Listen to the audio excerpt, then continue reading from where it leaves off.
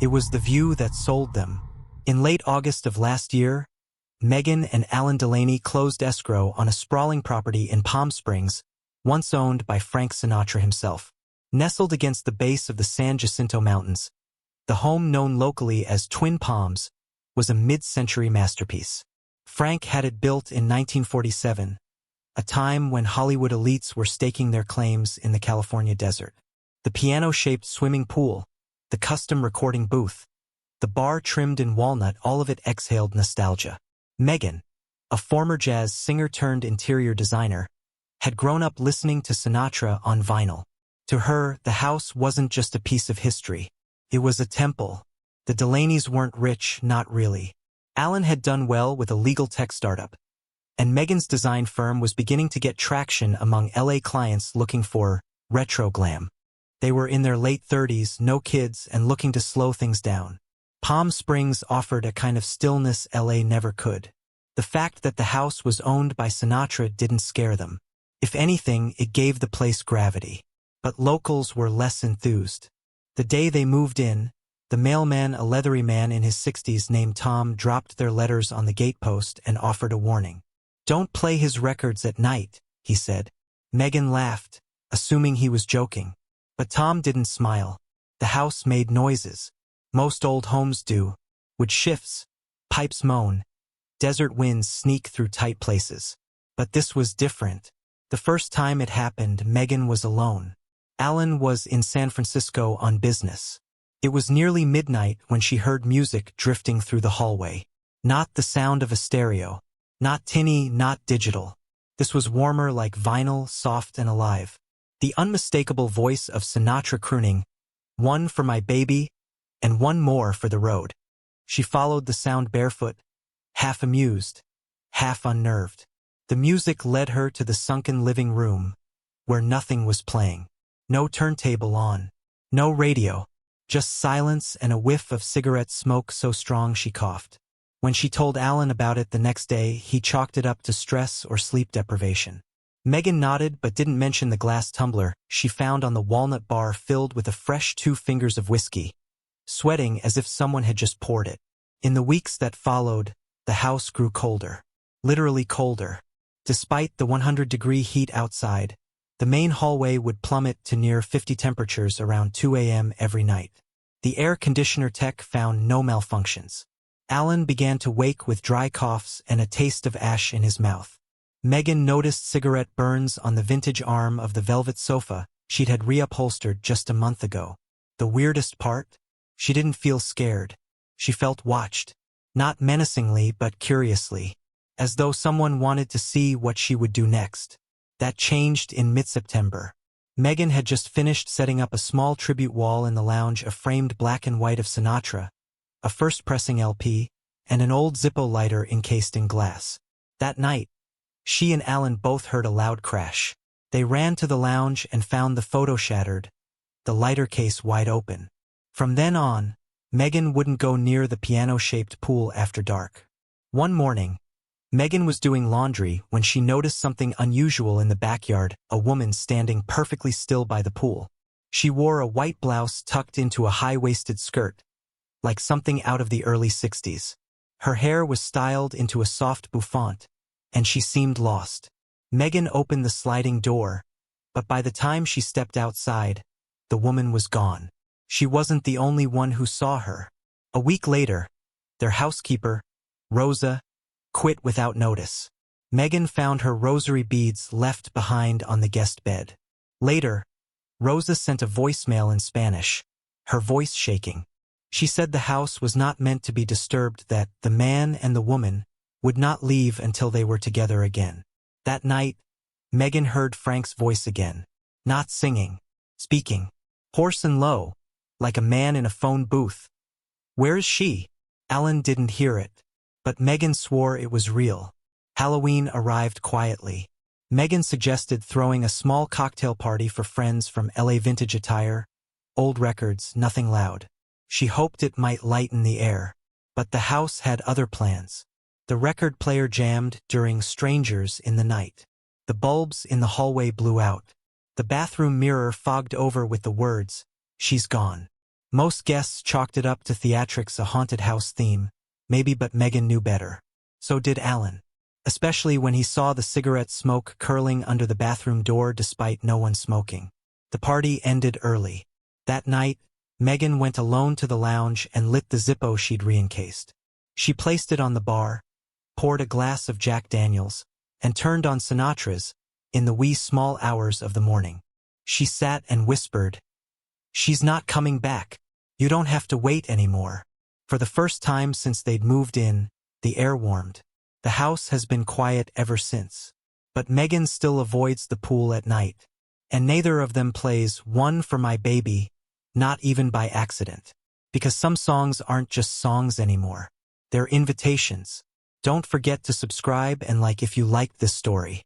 There was a stillness to the desert at night, the kind of stillness that didn't feel empty, but crowded. As if the air itself carried memories too heavy to drift away. After the Halloween party, Megan started sleeping in the guest room. She didn't tell Alan at first. She'd simply wait until he fell asleep, then slip out of their bed and pull the door shut behind her, careful not to let the antique handle click too loudly. The guest room had no direct view of the lounge. No exposure to the old bar, or the faint aroma of cologne that still seemed to cling to the walnut paneling like sweat on skin. It was further from the piano-shaped pool. Further from the sound, but not far enough. On the fourth night, just before 3 a.m., she woke to the faint hiss of water moving, not the whoosh of the plumbing, but the long, slow lap of something gliding across a still surface. She sat upright. There were no lights on, no wind, but the sound persisted. A deliberate, weightless ripple. It was the pool. She crept out to the hallway, barefoot, her fingers brushing the cool stucco as she moved.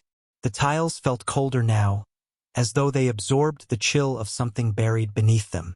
A small lamp at the far end cast long shadows against the wall, warping the shape of the hallway, pulling it wider, then tighter, as if the house was breathing. When she reached the glass doors that overlooked the backyard, Megan froze. There, beneath the soft halo of the moonlight, was the woman again, standing at the far edge of the pool, arms hanging loosely by her sides, white blouse glowing like cotton soaked in milk. Her skirt barely stirred in the breeze, though the palms swayed gently behind her. Her posture was the same as before, upright, elegant, uncertain. But this time she turned. Only slightly, but enough for Megan to glimpse a face. It was neither beautiful nor grotesque, it was human. Pale. Unfinished, somehow. Like the face of a mannequin, just before the artist adds the final brush of life. The eyes were distant, not lifeless, but filled with some private ache. Not rage, not terror, just waiting. Their eyes met briefly. Then the woman vanished, not suddenly, but slowly, as if the night air absorbed her. Alan didn't want to talk about it. He'd always been the rational one. If the lights flickered, it was the circuit breaker. If a door slammed, it was the wind. If Megan saw a ghost, well, maybe she needed to cut back on her wine at dinner. But he couldn't ignore the radio. It was a small detail, a novelty item in the kitchen. An old Crosley retro-style AM/FM radio Megan had bought from an antique shop in Yucca Valley. They never used it. It wasn't even plugged in. And yet, on the second Tuesday in November, as Alan sipped his morning coffee, the radio came on by itself. Low static first, then a whisper of saxophone, then Frank's voice, soft, coaxing, weary. "It's 2:45. There's no one in the place." Alan dropped his mug. The radio went dead the moment he reached for it. They tried bringing in help. First, a priest. Young, pale, polite. He blessed the doorways and flicked holy water in every corner, barely concealing his discomfort when he reached the lounge. "There's a sadness here," he muttered, almost involuntarily. "Not evil, but something lost." Then came the paranormal investigator, a woman named Nadine, with a folder full of permits and a van full of gear. She spoke in a low, flat voice, never quite making eye contact, and refused to spend more than 2 hours inside the house. "There's a man in that lounge," she said afterward, standing in their driveway, rubbing the back of her neck like it ached. "He doesn't like to be watched, doesn't like questions. He's waiting for her." He thinks she'll come through that door again. Alan pressed her for answers. Who was she? Why was this happening? Nadine looked at them both for the first time, her expression suddenly sharp, almost pitying. She already came. She already left. Then she drove off, never to return their calls. Megan began keeping a notebook, not a journal, not exactly. Just fragments. Sounds she heard. Temperatures that changed. Songs that played on their own. Once, she found the phrase "she's gone" scratched faintly into the condensation of the master bathroom mirror, too high for her to have reached. She took a photo, but the image, when printed, was blank. She started digging into the history of the house. Not the public history that was easy. Everyone knew about the parties, the Hollywood guests, the mob whispers. But the private history was harder to find. The months Frank spent alone after Ava Gardner left him. The downward spirals. The blackouts. There was a letter buried in an auction catalog from 2007. A love letter. Unsent. From Sinatra to Ava. Megan found it scanned online in a forgotten blog about celebrity memorabilia. The words were raw. Drunk. Pleading. You won't answer me. Not even from Madrid. I light a smoke and I hear your heels across the tile. You haunt me, baby. And I haunt myself. I can't drown you. I tried. The phrase lingered in her mind for days. I haunt myself. Alan, meanwhile, began sleeping less. He'd sit on the edge of their bed with the lights off, listening. Sometimes he claimed to hear someone walking around the pool at night. Once he followed the sound, only to find water dripping from the stone edge, like someone had just climbed out but the surface was still. He became jumpy, distracted. He started leaving lights on despite hating it. He began locking the lounge door at night, though it had no key. Then, one evening, he admitted something to Megan that shifted the entire tone of the house. He'd seen her too, not the woman in white. The man. He described him carefully. A shadow in the lounge, hunched forward, elbows on the bar, head low, a cigarette glowing faintly in the dark. But when Alan stepped inside, there was no one. Only the soft click of the lighter on the counter, still warm. He's not angry, Alan whispered, his eyes glassy. He's lonely, and he thinks we can bring her back. The next day, Megan found the Crosley radio missing from the kitchen. She searched the house. Eventually, she found it in the lounge, placed precisely on the bar. Plugged in. Waiting. The radio should not have been playing. It was an artifact, a charming relic from a bygone decade, more aesthetic than functional. When Megan had first placed it on the kitchen counter, she remembered its dial was stiff, its speaker tinny and brittle. But here it was now glowing amber in the darkened lounge, placed with reverence in the center of the bar, its cord snaking silently down the panel to an outlet that hadn't been used since they'd moved in. The song that played was one neither of them recalled hearing before. It didn't sound like Sinatra at first.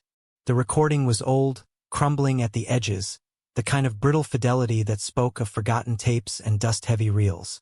A slow piano, soft brushes on snare, a murmured intro too quiet to catch. Then came the voice. Low, tender, exhausted. Sinatra, yes, but stripped down, as if he were singing not to a crowd, not to a lover, but to a room that refused to answer. Megan stood in the threshold of the lounge, hands limp at her sides, her skin lit faintly by the glow from the radio's tuning light.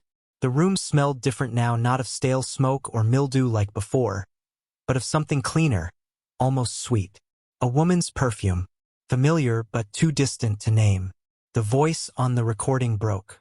Not in melody, in spirit. There was a moment, just after the bridge, where his voice dipped, hesitated, cracked slightly before recovering. It was so human, so naked, that Megan felt like an intruder. She took a step forward, then another. The wood underfoot didn't creak. The air no longer felt hostile or cold, felt mournful, as if the house itself were grieving. Alan stayed in the doorway. His arms were crossed tightly across his chest, not from cold, but from some private resistance. Since the party he had grown paler, quieter. Like the house was feeding off him, slowly draining what was vital and leaving behind the shell of a man who no longer knew what time it was. It's not a song, he said softly. Megan turned to him. What do you mean? Alan nodded toward the radio. It's not one of his hits. I don't think it was ever released. I think it was just for her. The idea hung between them, weighty and tragic. For the next 3 nights, the radio played only between 2 o'clock and 3 a.m. Always the same voice. Always different melodies, half-finished, improvised. Sometimes interrupted by long silences where only the shuffle of feet or a quiet exhale could be heard. Once, Megan thought she heard someone whisper Ava, just before the reel cut out. No tape deck. No Bluetooth. The radio wasn't connected to anything else in the house. Yet somehow it carried ghosts. Real ones. One afternoon, Megan left the house. Not for errands, not to escape. She needed answers. She drove 2 hours to a quiet archive in Pasadena where some of Sinatra's estate papers had been donated years ago by a family assistant. There, in a thin manila folder, was a handwritten schedule from 1952 sessions marked in ballpoint, rehearsal dates, cocktail meetings with names scribbled in all caps. And at the very bottom of a Tuesday afternoon, nearly faded into the yellowed paper, were 2 words in small script. Private reel. No studio noted. No producer. No details. Just that. She flipped through the rest of the folder. Nothing. But on the back of a newspaper clipping tucked between pages, there was a faint pencil sketch, almost childlike, of a man sitting at a bar, facing away. In front of him, a woman's silhouette in a dress, just her back visible, fading as if mid-turn. There was no signature. Megan stared at it for a long time. Back at the house, Alan had begun sleepwalking. First, it was minor. A creak in the hallway, the quiet opening and closing of doors. But one night, Megan found him outside, barefoot, standing at the edge of the pool. The moon reflected crisply in the still water, but Alan didn't look down. He was staring forward, blankly, mumbling. She left. She left again. Again. Again. Megan tried to pull him back, but he resisted, not violently, just with an eerie stubbornness. His arms hung by his sides, his shoulders slack. When he finally came to, he didn't remember walking outside. But he did remember something else. I saw him, he said, his voice hoarse. He was standing behind me in the glass. Not looking at me, looking through me. Like I was in the way. Megan tried not to shiver, but it was impossible. The air between them had chilled again. A familiar, unnatural drop in temperature. It was back. That weekend, they sealed off the lounge. Furniture dragged across the tile. Heavy drapes pulled over the bar. Radio unplugged. Alan insisted on sleeping pills, while Megan spent her nights scrolling through grainy scans of tabloid clippings, memoir excerpts, anything that might give a hint about her, the woman in white. It wasn't always Ava. There were others. Brief names. Companions who appeared in photographs beside him at the pool, at the piano, by the bar. But one name surfaced more than once: Dolores. A secretary. Unofficial. Unrecorded. Rumored to have drowned in the pool one winter evening in the early 60s, while Sinatra was in Europe. Police said it was an accident. He never commented. Megan found one black and white photo in a fan archive, a grainy shot of a woman in a high-waisted skirt and a white blouse, holding a cocktail beside the piano. A barely visible scar on her left wrist. No smile, just a gaze, distant and pained. It was her.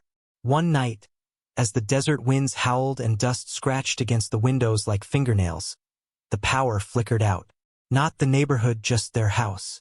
Total blackness. The silence of old walls and still furniture. Then came the click of the Zippo. And the music. Not from the lounge this time. From the hallway, as if someone were walking slowly through the house, dragging the song behind them like a heavy coat. The voice was clearer than ever. Louder. Less filtered by time or tape. You always hurt the one you love. Megan sat up in bed, heart hammering. Alan wasn't beside her. The flashlight beam wobbled through the corridor, cutting a path through layers of shadow, past framed photos and time-stained wallpaper that seemed to curl inward, as if recoiling from light. Megan moved slowly, barefoot on the tile, each step echoing like a whisper in a cathedral. The song, that old, aching ballad, lingered faintly now. Not coming from the lounge, not from the radio, but from inside the house itself. It resonated through the walls, soaked into the wood, humming like a memory that refused to die. It pulsed faintly through the floorboards beneath her feet. You always break the heart of the one who loves you. Then silence. She reached the hallway corner and turned toward the lounge. The door was ajar, something she knew she had closed. Drapes she'd drawn across the bar were now parted, swept aside like curtains after a performance. Inside, the Crosley radio sat in the same spot, glowing again, though it had no power. The red dial pulsed softly, and in the center of the room stood Alan, still, facing the bar. His posture was too upright, too calm. His hands hung loosely at his sides, as if waiting to speak but not knowing how. In the reflection of the bar's polished glass, Megan could see something standing beside him, a shape, faint but unmistakable. A man in a dark suit, thin tie, shoulders broad, hair slicked back with old-fashioned precision. His face was calm, turned not toward Alan, but toward the far wall, toward the door, toward her, Frank. But he wasn't whole. He looked like smoke held together by memory. His outline rippled faintly in the air, as if the house itself were struggling to contain his presence. And beside him, on the other side of Alan, the woman. Dolores, white blouse, long skirt, her face calm now, almost serene. She wasn't crying, nor was she sad. She was watching the man's face, as if waiting for a cue, waiting for him to turn and see her. He never did. Instead, Frank lifted a hand slow, tired, and touched Alan's shoulder. Alan flinched, just slightly, like the whisper of a cold breeze had brushed past him. Then he turned around and saw Megan, and his eyes filled with quiet horror. "Megan," he said. His voice was thick, strained. "I think I let him in." It happened quickly after that. The power snapped back to life with a jolt, lights flickering to full brightness, the radio sputtering out with a screech of static before going dark for good. The figures vanished like mist under heat. Alan collapsed to the floor, gasping like he'd come up from drowning. Megan ran to him, held his face in her hands, and whispered his name until his breathing steadied. But he didn't speak again that night, or the next. He wasn't the same. The next morning, Megan found the door to the lounge open again. Not wide, just slightly, like an invitation. The Crosley radio was gone. They didn't try to find it. They moved out 2 weeks later. The house on Wonderland Road still stands. Visitors say it's beautiful, clean, renovated. But those who stay long enough, who sleep in the master bedroom or pass too slowly through the lounge, describe strange things. Cold air near the bar. Songs that aren't in any playlist. Whispers in the tiles near the pool. And every so often, on still desert nights when the wind doesn't blow, neighbors say they can hear faint music drifting through the canyon. A man's voice, tired, gentle, broken, singing to a room that will never answer. Because in Frank Sinatra's house, the lounge never empties. Don't forget to subscribe and like if you liked this story.